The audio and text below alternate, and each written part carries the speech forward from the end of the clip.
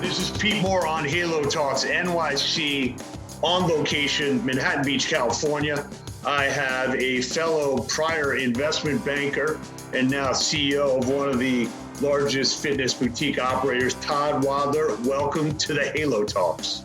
Thanks, Pete. Thanks for having me on. Good to see you. So you want to give your quick personal background just so other entrepreneurs know where they could get to if they're currently working on an Excel model in a investment bank. You could potentially get to this more enjoyable and fun hobby that we've turned into a business. Yeah, exactly. So I started out at DLJ in investment banking, and I think was an investment banker for almost 24 years. And every stop, that I made along the way was a very entrepreneurial kind of endeavor. I'd say DLJ was as entrepreneurial as it got. It built businesses inside of itself and really kind of gave you an opportunity to see high growth in action and watch people manage high growth. And from there, I was at UBS, which again is a big name, but the investment bank wasn't as developed as it ultimately became.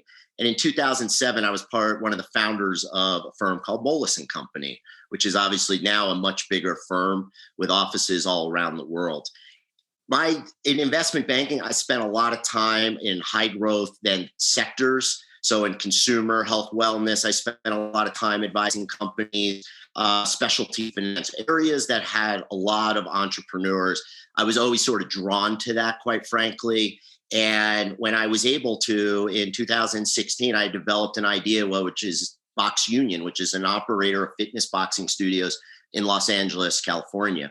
And from there, our goal was always to really grow the business.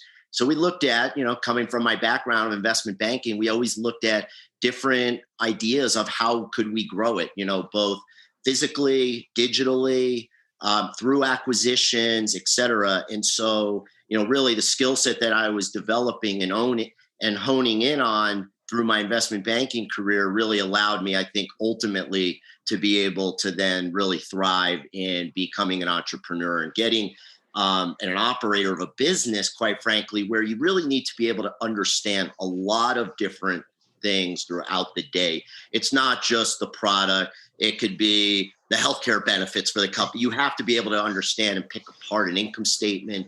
And I really think that actually leads you to make better decisions when you can kind of think holistically about it. Yeah, I mean, I got brought up in the DLJ era as well from 95, 96. And I always felt like when I actually started running a business that I actually felt what it meant to like change assumptions in the Excel model and actually have to physically do it. And I was like, holy shit, like I can't just plug in like 30%, top line growth and like it'll just show up. Like I gotta hire people, I gotta ramp them up, I gotta buy them a laptop, I gotta train them. I mean, so from your standpoint, did you like fully appreciate like what I was doing in investment banking, like when these guys were putting up numbers or these women were putting up these types of numbers, like how much it actually took to actually do it?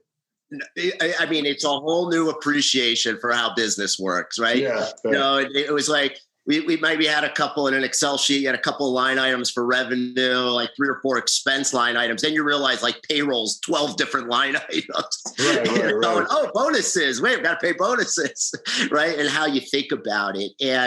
But I do think like that Excel training, and I look at the people in my company and, you have to have a mix of both. You got to have your creatives and your people driven by something else that maybe aren't totally constrained by the numbers. But then at the end of the day, it's based in numbers. And whether you're looking for investment, whether you just need a profitable business, whatever it is you need, but you definitely learn how many inputs go into each line item of an Excel.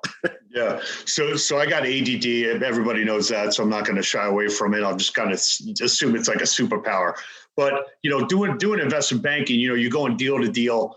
I got like 90 or 180 day sprint. I'm closing them on to the next deal. I kind of like turned that into my lifestyle. So how have you either psychologically changed your point of view to say, hey, I'm actually building a business? And to give you a quote, like my prior boss back in the day, Peter Brockway, said to me, look, if I build something of value, when I'm done with that and I want to sell it, someone's going to pay me for the value that I've created. But it's like a singular focus versus like, hey, I'm going to help a lot of people and I'm like a deal guy. So talk about that psyche. Yeah. No, that's a great question, because that is how you get trained in investment banking. You're just constantly moving the next to the next. The reality is, in a company, honestly, it's not that different. I mean, again, if you look at my schedule in a day, it's like 8 different deals in a day. The deals might not be raising money. It might not be, but it's, you're dealing with a human resource. You're dealing with a lease. You're dealing with, where's the next place to grow? Now I'm dealing with franchisees. Everything's a relationship, building that relationship with people. And that really is what investment banking is, right? It's building a relationship. It's getting analytical enough to understand what you're talking about, right? Yes, we're not going deal to deal to deal, but we're going topic to topic to topic. It works with my ADD as well, too. Yeah, no, that's a great one. I am beyond focused, like what you said, Peter said, like, that's what I believe. I fundamentally believe I'm not looking at the value every single day. It's not a publicly traded company or anything like that. I am building the long term. And if I build it right, I will not only have made a lot of money for our shareholders, but then inside the business we just bought, all of our franchisees. And that's what I talk about. How do we actually all work together to grow real value? So I think it does work well running a company, because you're just moving. I could go have a whole digital conversation. I can go really deep on that in marketing. And then I can go to the physical business. I can go to, there's so many different areas that we do touch on that it works well with ADD. So yeah. One point to make that I'm sure you'll agree with, investment banking actually teaches you the right to ask the right questions. And so maybe kind of touch on that. Like when we get involved in a company, sometimes they want to sell the company, but they don't actually understand like what the drivers of their company are. It's almost like you got to unpeel it backwards and then fast forward it. So talk about how you think about that. Yeah, it's so funny you say that, because I think that's why I said early on here that investment banking is an unbelievable training ground. I don't care what you want to do. You want to be a career investment banker, you want to be a private equity person, venture, you want to run a company, you want to work in a company, whatever it may be. My team will always say to me, like, how did you know that was the right question? Right. Yeah. Uh-huh. But it's really that ability you don't have to be an expert in every facet of your business as the CEO or the person running a department in a company. There's going to be someone, even, if you're the VP of marketing, there's someone that's in your analytics manager who may know something you don't know. Right? They may know how to run the model or calculate the number better than you can and quicker and get to access to the information. Do they know, though, what it actually needs, what you're really getting at and what you're driving at and why, and then how to therefore do your job, run your piece of your business in a better way? And I think, other than being in models, being exposed to CEOs, being exposed to private equity professionals, that's where I really developed that skill. That's where I sharpened that skill. You got to listen. You got to understand what they're getting at, because it's not just about the question in front. Can you sell your company? Yeah, you can sell your company, but how are they going to be looking at it? And you have to have thought through all that by the time you get to someone like you. Yeah. So, pivoting to the acquisition that you guys made on Title Boxing, and talking about, becoming a franchisor. Now you're kind of waking up every day and you're like, look, I got to help other people run their business profitably. And I get taken care of, for that. One of the questions that a lot of franchisees always ask me, when we're talking about different concepts, they always want to know, like, who's the owner of the franchisor? Like, what's the composition? Like, do I want to kind of attach myself as a magnet? And does this management team make good decisions? So, like, to take it back for a second, when Planet Fitness was a great success story, but the private equity really didn't start coming into Planet Fitness until there was a private equity ownership change, and it was a predictable franchisor that they weren't going to do things that were outside of certain guardrails. So how do you think about, like, you're having a franchisee of Title understand, like, hey, I'm bringing in people that are resident experts, and we are actually here to support you like a trampoline. We're not here to just kind of like extract money from you from above. Exactly. So the key word you said there was support. Mm-hmm. So when you look at franchisors, they come in all shapes and sizes. Many franchisors, the way they fund their business early on is they sell franchises. So the big focus is what's called franchise development. And that's, on average, maybe you're collecting 40,000, 45,000, depending on, the concept, but you're collecting a fee for every franchise you sell. Well, so you start selling, right? 20, 30, 40 of these. Now you have the working capital for your business. So what happens is a lot of franchisors become sales organizations. They are fundamentally sales organizations. And then all they're focused on is, how do I sell the next one? How do I sell the next one? However, without actually focusing on what happened.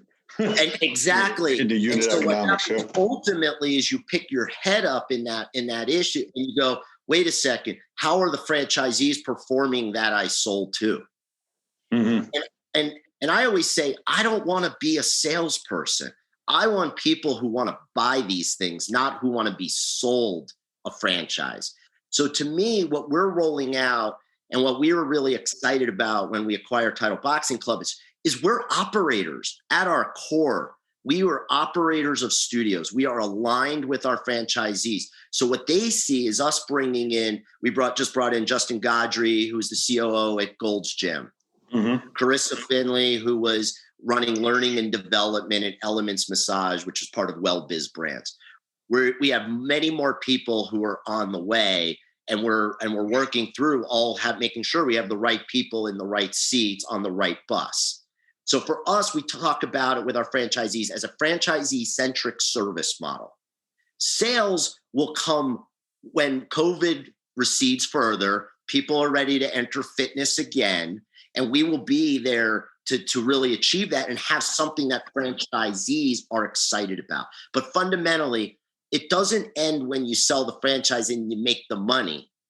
It ends, and this is what I tell our franchisees, my goal is to be able to see what you've seen at Planet Fitness, what you've seen at Orange Theory, where we can create multi-unit operators of franchisees that have significant value, and private equity, family offices, et cetera, are interested in investing in them.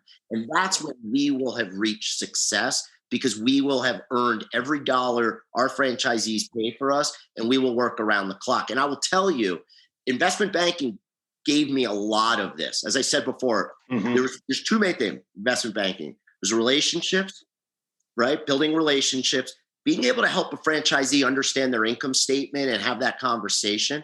But three is always being available. Like when you were at DLJ, right? You were always available. When the beeper went off, you were like, okay, who do I got to call? And you went and you did that. That's the culture we're building. Yeah. That's interesting. When you look at these, you touched on a nerve, because somebody said to me, oh yeah, we got this franchise sales group out there, and they brought in, 300 locations. And I'm thinking to myself, like, what are they selling? How are they selling it? Who are these people that are buying it? And then I look at like an Orange Theory or Planet Fitness, and they're like, look, I'm not paying somebody to go and sell my product. One, I'm not giving them 50% of the initiation fee and then a percentage of royalties, but also like word of mouth in the franchising. If you're a unit operator for a Planet Fitness or an Orange Theory or Massage Envy, the one thing you love to do is tell your friends how much money you're making, right? And this was like an awesome franchise decision. And then that's how you sell territories. So, when you think about kind of like from an investment banking mindset and from what you're doing, like if I nail the model and I nail the experience and I nail the support, like I don't even have to do outbound. I just have to take inbound calls. That's correct. You're so right. I mean, again, this business, remember, to me, it goes to the funding of the business. You're talking about a lot of concepts where the people who started them, maybe great entrepreneurs, have a great concept, a great idea. They don't have the capital. So they enter the franchising space very early to build the working capital. Then what they do is they go to the broker network, which is what you're referring to, which could pay out 50 to 80% of the dollars to sell these so that they can get enough of them out there to keep selling. But they're not going to ultimately break that 30, 40, 50, 60 units until they have great operations, a great brand, and then they're going to start making money. But it's a working capital draw. That's the issue. So that's why they do it. They go out and they use third parties to sell. They take a little bit of the money. The franchisor collects a little bit. The broker takes most of that money. So our focus is get the operations going coming out of COVID, build in our own internal organic sales force. Marketing is a key to that business. Marketing is a key to our physical business. Marketing is a key to our digital business. And what we're really excited about with Title Boxing Club is to really take what we did was create a consumer-centric programming, model and bring that to more people. That's fundamentally why we really are excited about Title Boxing Club and what that scale gives us. One thing about, Title Boxing and BoxUnion, and I would say there's a couple of really strong operators that have company-owned locations. And the one thing I hear from most Orange Theory members is they get unbelievable results. Right. So like when you think about the member and like what the member and the programming is, if you could show someone physical body change within a 60 or 90-day period, like they become your marketing tool, right? Because they're like, how'd you do that? Right. It'd be like, oh, I'll go to Title Boxing or go to BoxUnion. So I feel like some franchisors, might have like mashed together like, all right, I know like cycling's important. So like, let me do like a cycling and let me do like an aerial yoga and like somehow mash those two together. It's like, well, did it solve a personal frustration? Is there like just some physical result? It's a circus business. Yeah, is there like some physical result that you're going to get from this program? So like when you think about boxing, I mean, it's obviously been one of the best workouts you could do for probably 80 years. So how do you think about like the traditional component of like, hey, this works, and now I'm actually building a business around it instead of like a boxing club? Correct. So one of the big things that we're focused on is, yes, we're in boxing, but let's be clear, we're in fitness boxing. Fitness boxing, absolutely. For a new customer coming in, we got to show them that, you're going to achieve your goal, whatever that goal might be. And a lot of those goals, obviously, in the beginning are focused around weight loss, getting in shape, et cetera. The most interesting piece that I found out as we were owning BoxUnion, and again, we always were focused on consumer-centric, making decisions based on data, getting feedback back from our members, our former members, et cetera. One of the most interesting pieces of information that we came across was that when we surveyed our consumers, 40 to 50% of our consumers came back and said the reason they stayed with BoxUnion was for mental clarity and stress release. Nice. That is really, honestly, Pete, that's what I want to tap into. I've always said you could get, to your point, you could combine 6 different things and have a tricycle that takes you around to all the places in the gym. Right. And you're always moving. Did you know I own a tricycle? I actually own a tricycle. You have to put that in the caricature, Ganlin. Go ahead. So you could do that. But how you make people feel is really what's important. Losing weight and all that, by the way, nutrition's a part of that, all of it. But when I heard that, and I see what's going on in COVID, when we start to really accelerate our national ad spend and our international ad spend, this is what I want to tap into. Because to me, that's the reality. People are stressed, people have anxiety, and boxing is a cathartic experience. Hitting something just makes you feel better with whatever stress there is. And, that's not a spin bike, that's not a treadmill. But we as an industry and we as the leader in the industry are going to take this to heart and get this message out there. To me, that's the key. Yep. And that ultimately leads to retention.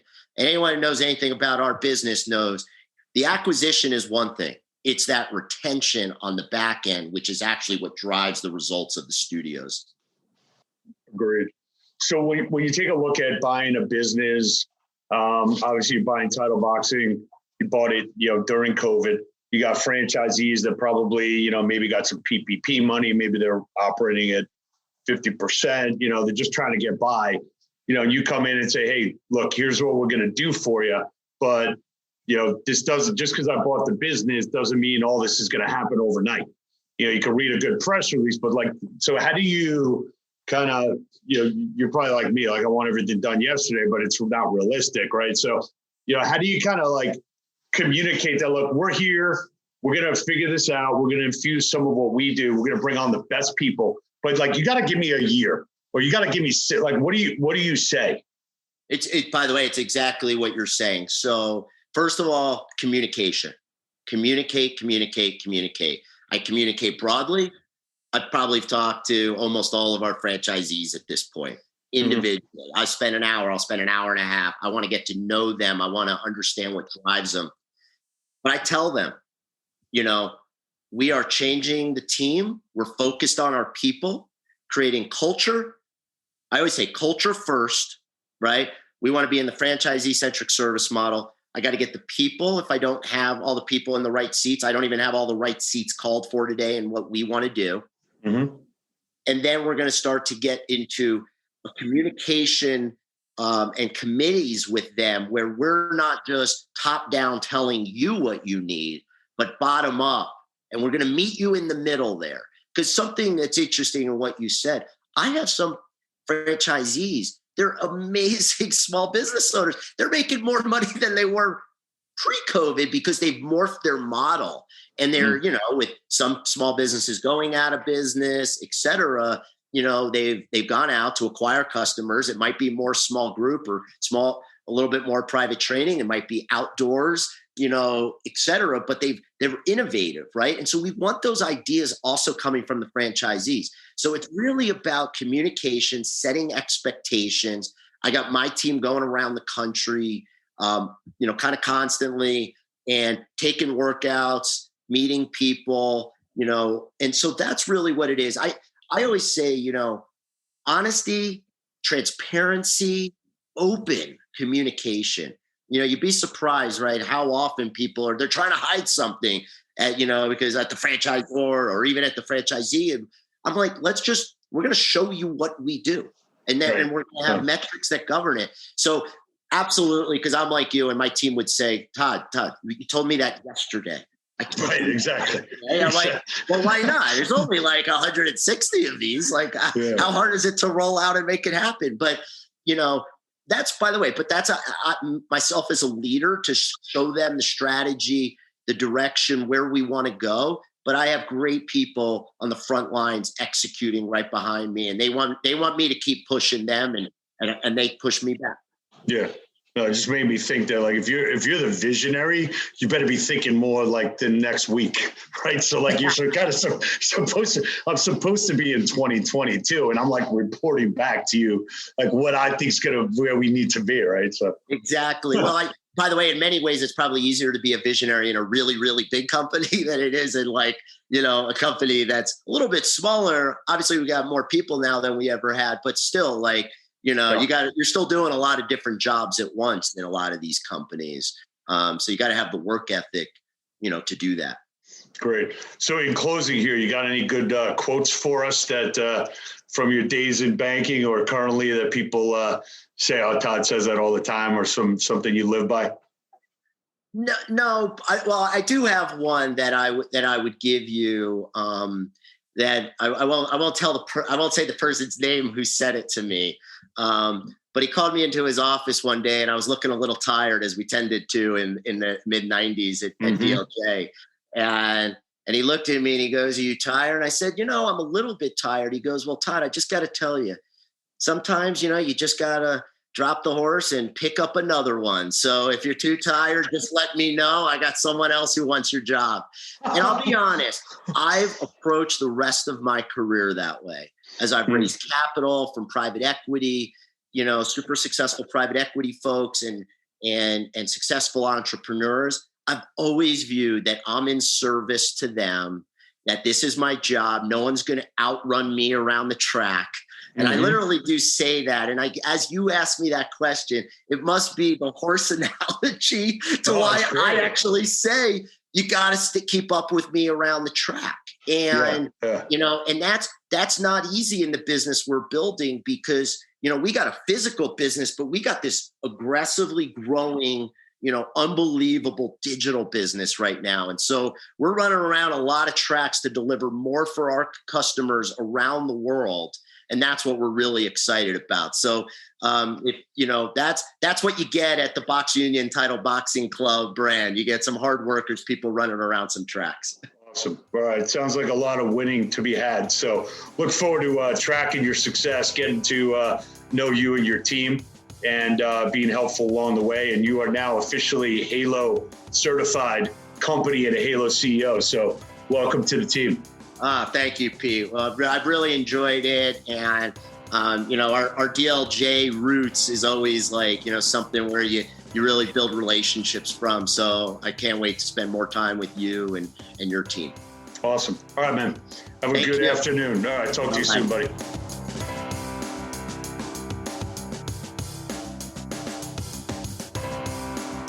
I want to thank my friends at Burn, BRRRN, for sponsoring this podcast. They are the innovative company behind the world-renowned Burn board. Many of you don't know, I was one of the top roller hockey players in all of Nassau County back in 1988 to 1990. If I had a Burn board, watch out, I would probably be an NHL legend. Got a 7-day free trial on their on-demand library of hundreds of workouts, $30 off the purchase. Check it out at shop.theburn.com. We'll have it in the show notes. Use the checkout code HALO and go burn it on the Burn board. Ice hockey in your living room, at-home fitness, low cost, low tech, low impact. Go Halo, burn it up.